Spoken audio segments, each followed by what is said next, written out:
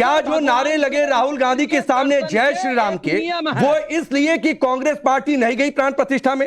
क्या मोदी के नारे लगे इसलिए क्योंकि जनता के बीच क्या इस बात का परसेप्शन है कि हिंदुत्व को लेकर अगर कोई पार्टी आगे बढ़ती है तो बीजेपी और कोई नहीं है? जब शंकराचार्य जाते तब आप कहते वहां पे तो मनोज जी अब शांत हो जाइए मेरे से। देखिए ऐसा है कि राहुल गांधी या कोई भी, उनको किसी भी मंदिर में जाना, वहां पूजा करना, अपने तरीके का वस्त्र पहनना, अपने तरीके का धर्म को लेकर बयान देना, हमारा हिंदू धर्म बहुत व्यापक रहा है। यहाँ तो चारवाक मंदिरों पर खड़ा होकर वेदों को गालियां देते थे, उनको भी एक ऋषि हमने स्वीकार कर लिया है। तो ये व्यापक हिंदू धर्म है। दुर्भाग्य से जो इसको नहीं समझते हैं ना, उनकी समस्याएं खड़ी होती है। देखिए इस समय केवल भारत नहीं, भारत सहित राकेश पांडे पूरी दुनिया के सनातनियों के अंदर, विशेषकर उसमें जो हिंदू हैं उनके अंदर इस बात को लेके आक्रोश है कि लंबे समय तक हमारे धर्म को, संस्कृति को, हमारे इतिहास को इतना छोटा बनाया गया।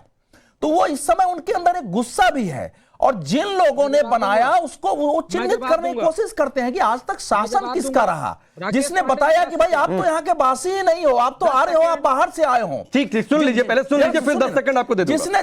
जिसने ये हमारे धर्म के बारे में ये अंधविश्वास है, मूर्ति में कहां से देवता होंगे, ये पढ़ाई होती रही कि इस्लाम में कभी भी अंधविश्वास की बात नहीं है, क्रिश्चियनिटी में अंधविश्वास की बात नहीं है, केवल हिंदू धर्म में अंधविश्वास की बात है। तो वो एक आक्रोश पूरे देश में है, और लोगों को यह लग रहा है कि अभी तक जो पार्टियां शासन में थी उन्हीं लोगों के कारण दुनिया में हिंदुओं का सिर झुका है। दुनिया में हिंदू धर्म को पोंगापंथी, 36 करोड़ देवता, गाय को पूजने वाले, ये सारी छवि बनी है। हमारे मंदिरों के, धर्म स्थलों के दुर्दशा इनके कारण हुई है। एक बहुत बड़ा वर्ग मानता है, वो चाहता है कि ये चीजें बदलें। तो जब उसमें नेता लोग आते हैं, जब पूजा करने जाते हैं, तो लोगों का गुस्सा उसमें बढ़ता है। उसमें संभव है भाजपा के लोग भी रहे हो, संभव है कुछ लोग भाजपा के नहीं भी रहे हो।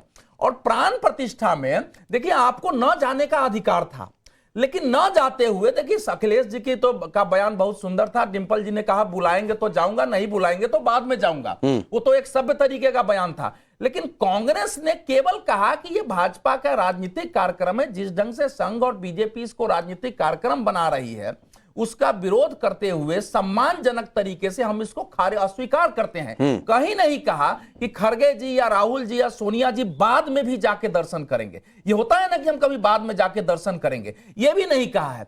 तो इस समय पूरे देश में और पूरी दुनिया में जब आपके यहां एफिल टावर पर लोग भगवा झंडा ले जाके पहुंच रहे हैं, संयुक्त राष्ट्र संघ में जा रहे हैं, तो इसको समझने की आवश्यकता है कि देश ये बदल रहा है। अब आप एक कोशिश करेंगे कि चुनाव के बीच हम जाएं और 500 वर्षों की लड़ाई के बाद एक कार्यक्रम हुआ है, उसको राजनीतिक कार्यक्रम करा के उसको बहिष्कार करें, तो आपको ठीक है। मनोज जी जो आप कह रहे थे कह लीजिए, फिर उदित जी आपके पास आ रहा हूं, लेकिन 20 सेकंड ही लीजिएगा। देखिए राकेश जी, इस देश में आदिकाल से, सनातन काल से, जब से धर्म उपजा तब से मंदिर जाने की रोक आदिवासियों, दलितों पे किसने लगाई?